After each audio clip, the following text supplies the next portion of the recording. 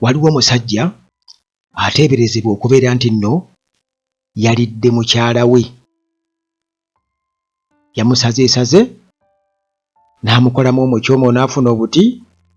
n'ateekako omunyama bw'atyo n'akalirira n'alya nga bw'akoowa enjokye olwo nga afuna akaseppiki ng'asalaasalayo ku biffi ng'afumba boyiro oba ng'asiika. Kati omusajja ono munnange yakwatiddwa era nga bamuvunaana, bateebereza okubeera nti nno musezi ali abantu era nga bamuvunaana gwa mada. Kati poliisi ekyenjojo district gye byabadde era bannakyenjojo mwenna batumiddeko nnyo ne bannakyaggwe ab'ebukunja. Waliwo naye walala eyo gye baŋŋamba esayidi z'eyo kyotera eyo nayo si bangu ab'esayidi z'eyo. Kaakati munnange kyenjojo district gye tuli, poliisi emaze okubeera nga ekwata omusajja wa myaka 4 okuva Gen. Museveni lwe yawamba yazaalibwa oba yatandika okulya abantu ku myaka emeka, naye awo wonna abadde alya oba oli awo n'abo ababadde babula olumu nga tulowooza oba baabula lwa byabufuzi bazoba bali mu lubuto lwe nga envunyu zaabalya dda mu toyireeti yabafuluma dda. Kakati munnange omusajja ono wa myaka 4 era nga ateeberezebwa okubeera nti nno yatta mukyala we ate n'amulya. Kati okusinziira mu neeko statement efulumiziddwa Vincent Twesige ono nga Rwenzori West police spokesperson agamba nti suspect amannya ge ye Richard Mwesige. Tebabeera nga bagala okufaanaganya amannya, tebabeera nga. Kakati munnange oli ye Vincent Twesige, kati ate omusezi gwe bateebereza okubeera omusezi ye Richard Mwesige era nga ono Mwesige gwe twogerako Richard ateeberezebwa okubeera omusezi. Abantu baali bamutuma nickname eya Baby Nsolo obanga yeeyisanga ensolo teri amanyi. Kakati munnange bwe batyo batutegeeza nti baamukutte Meeyi nga 2 okuva mu maka ge agasangibwa ku kyalo Kihara ekya Lusozi Town Council oluvannyuma lw'okubagulizibwako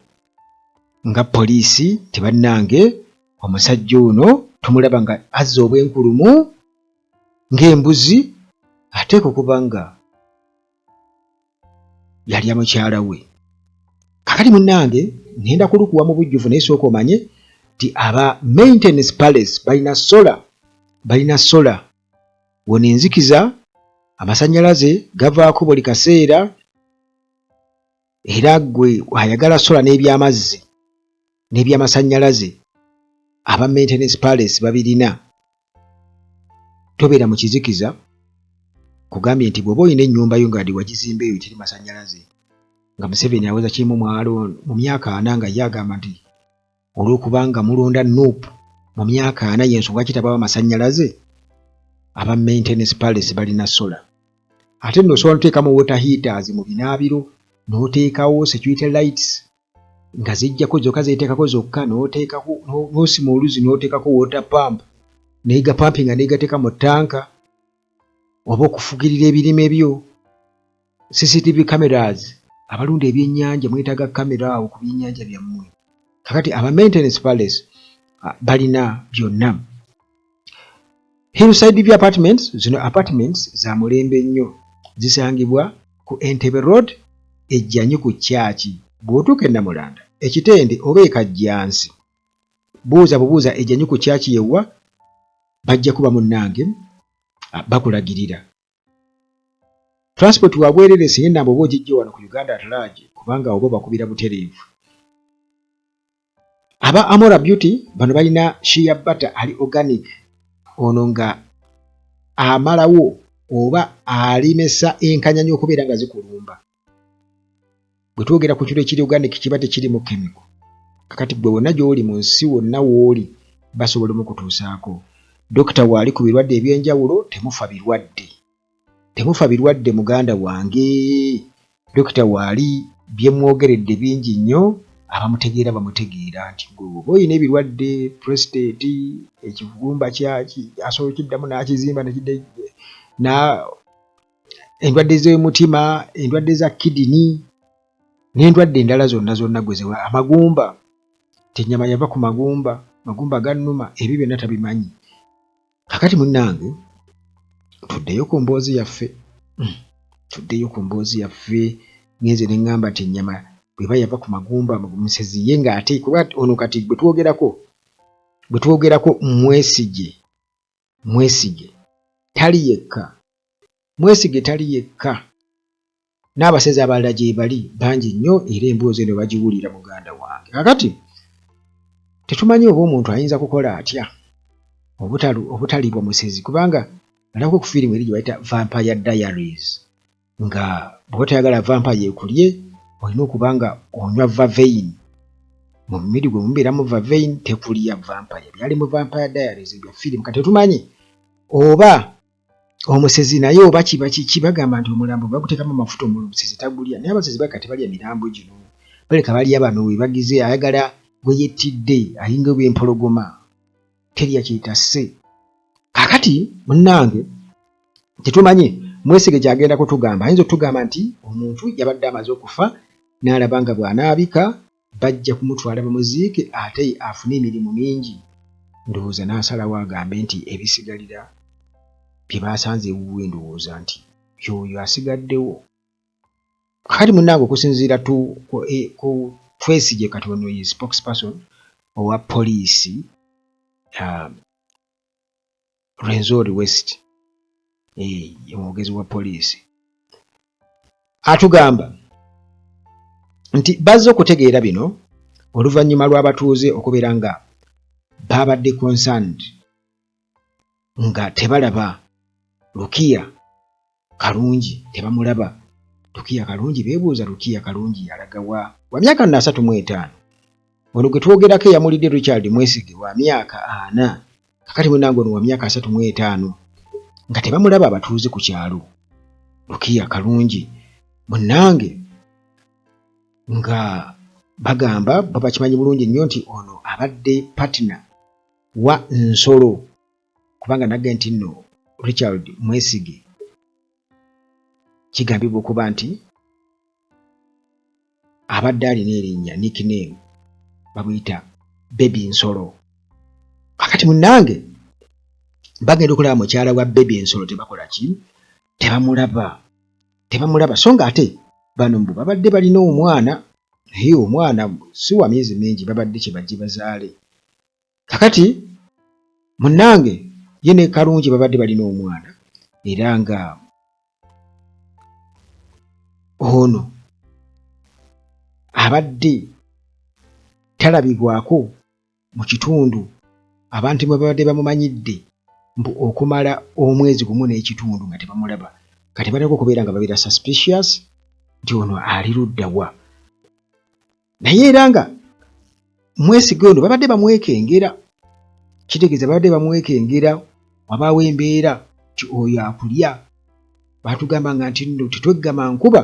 kubanga oyinza okukyama mu banneiba nga baasima ekinnyawo ne bateekako omukeeka n'ogatuulira wano n'ogwayo mu katego kaabwe mbu baba batezeeyo amafumu gakufumita omunyama ne beeriira nga basezi era nga waliwo amaka ge batuga nti abo basezi era nga tetukyama n'emiyembe gyawo tetugirya. Kakati omwogezi wa poliisi Twesigye agamba nti ensonga eno ey'okubula okwa omukyalo ono Rukia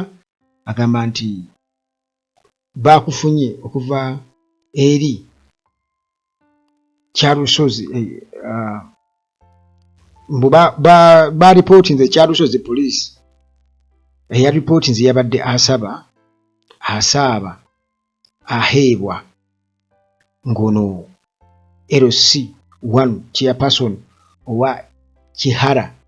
ekyawo kibata Kihara era nga bonna beewuunya okubula kwa Kalungi ne babeera suspicious n'okubeera nga bateebereza kubanga mbu enneeyisa ya Mwesigye nga ekuleetera okumubuusabuusa nkugambye omusajja atambulaze obwenkulumu atambula bw'ayogera obwama atambula bw'agira bw'ati bw'alumembwa ogenda okuwulira akuyita kagamazi nkuluma genda kuddayo ndi akagalo kange ayinza okuddayo nga yeete atenda ddira amatu tegampona amaaso neera okugatungulamu kugambye kakati ng'abantu balina okubeera nga bamwekengira bagamba Mwesigye ono tabanga yalya Kalungi kakati munnange kino ne kireetera poliisi nga bamaze okubeera nga babategeezako chairperson w'ekyalo Kihara ayitibwa Asaaba Aheebwa ng'amaze okugendako poliisi olwa ripootinze kati poliisi n'ebeera prompted okubeera nga kola ekikwekweto era nga bakola search mu maka ga suspect ateeberezebwa okubeera nti yatta mukyala we munnange bagenda okkebera banoonyereza mu nnyumba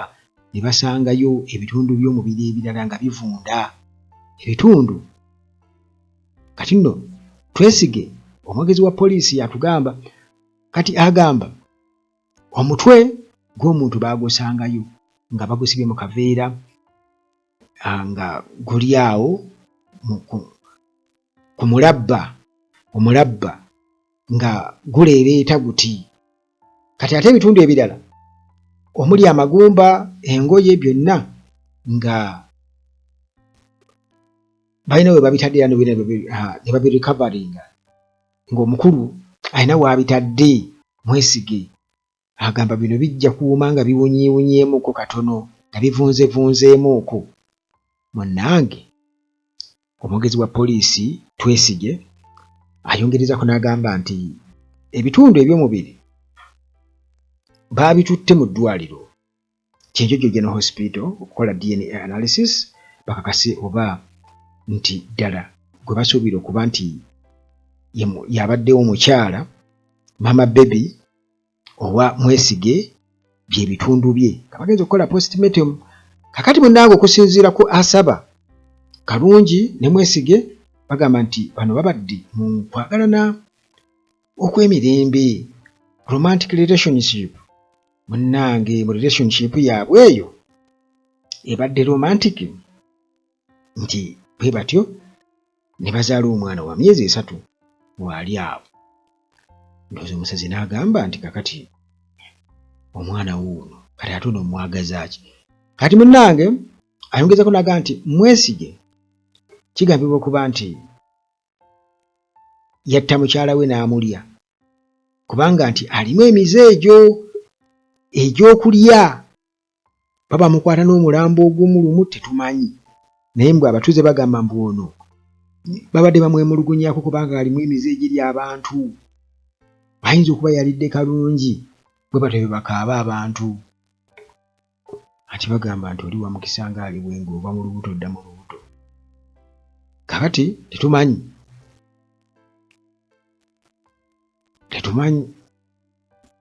naye nga ebyo bye byabaddewo bamukyakaaba wano simanya SB4 ne Naalongo we bakya muganda wange olwo singa abamusezi n'amukkakanako n'amulya mwaligambye singa yavaayo n'agenda toyinza gumira musajja musezi